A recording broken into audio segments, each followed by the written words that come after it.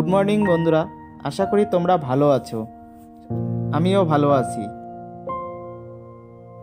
এখন বাজে সকাল 11টা। বন্ধুরা, এখন আমি ব্লগ শুরু করছি। ব্লগ শুরু করার প্রথমেই তোমাদেরকে সবাইকে স্বাগত এই নতুন একটি ব্লগে।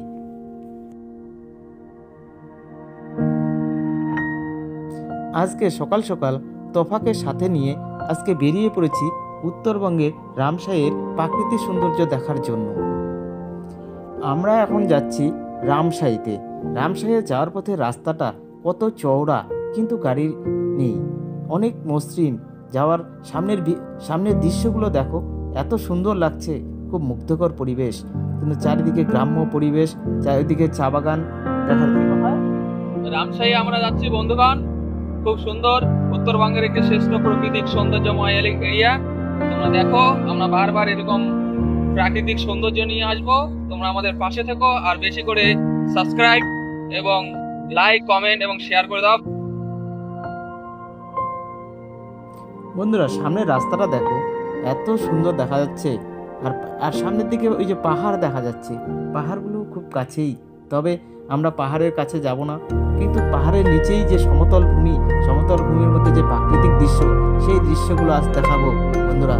এর জন্য ব্লগটির সাথে থাকতে হবে এবং পুরো ব্লগটি দেখতে হবে, স্কিপ করলে চলবে না বন্ধুরা। আমরা এখন যে রাস্তায় এসেছি সেই রাস্তা হচ্ছে কৃষি বিজ্ঞানের রাস্তা।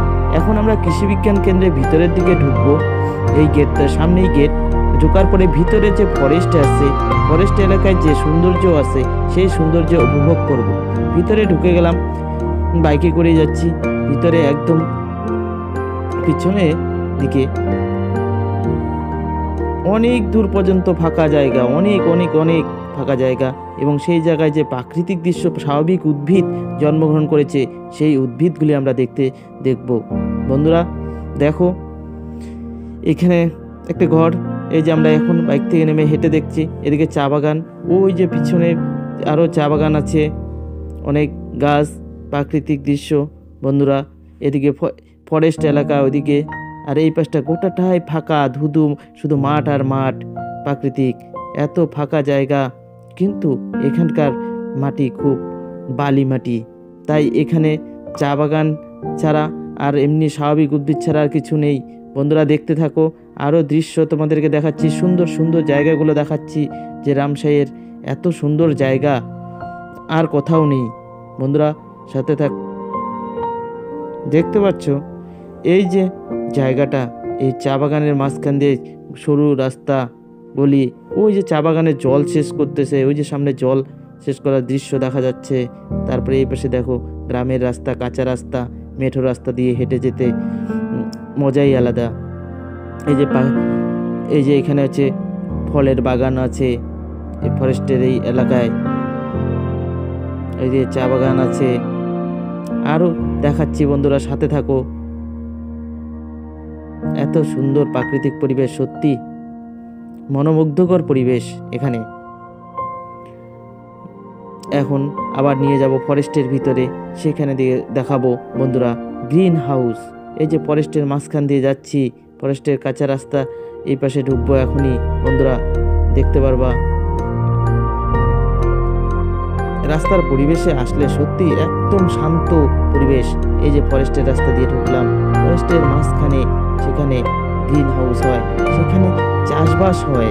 সত্যি অবাক করা জিনিস যে এই ফরেস্টের মাঝখানে এও মানুষ চাষবাস করে, সেই চাষ। এই যে গ্রিন হাউস বন্ধুরা, দেখতে পাচ্ছ গ্রিন হাউসের মধ্যে প্রচুর শাকসবজি আছে, কিন্তু ভিতরে দেখা যাচ্ছে না বন্ধুরা। এই দেখো, এখানেও আছে পেয়ারা বাগানও আছে বন্ধুরা, কিন্তু ভিতরে ঢোকা যাবে না, বেড়া আছে কাঁটাতারের। দেখো, ভিতরের দিকে ঢোকার চেষ্টা করলাম, ওই যে ওই পাশে দেখতেছি চারিদিকে। আমরা বেশ কয়েকজনই আসছি এই দৃশ্য দেখা, প্রাকৃতিক দৃশ্য দেখার জন্য।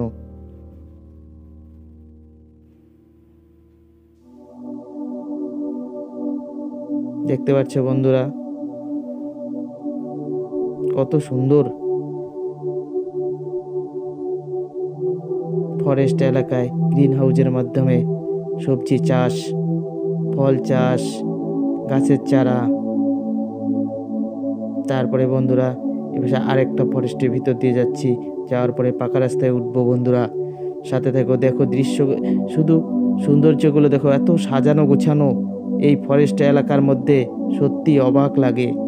এত সাজানো গোছানো রাস্তাঘাট, এত সাজানো গোছানো গ্রামের ভিতরে, এই গভীর গ্রামের মধ্যেও এত সাজানো গোছানো আছে জিনিসগুলো। যাচ্ছি বন্ধুরা, এরপরে এতে চলে এসেছি পাকা রাস্তায়। পাকা রাস্তায় আসার পরে দেখো রাস্তার দুপাশ দিয়ে চা বাগান আর ছোট ছোট বাড়ি। এই ছোট ছোট বাড়িগুলোর মধ্যে এখানকার মানুষ বসবাস করে। সত্যি খুব ভালো লাগলো।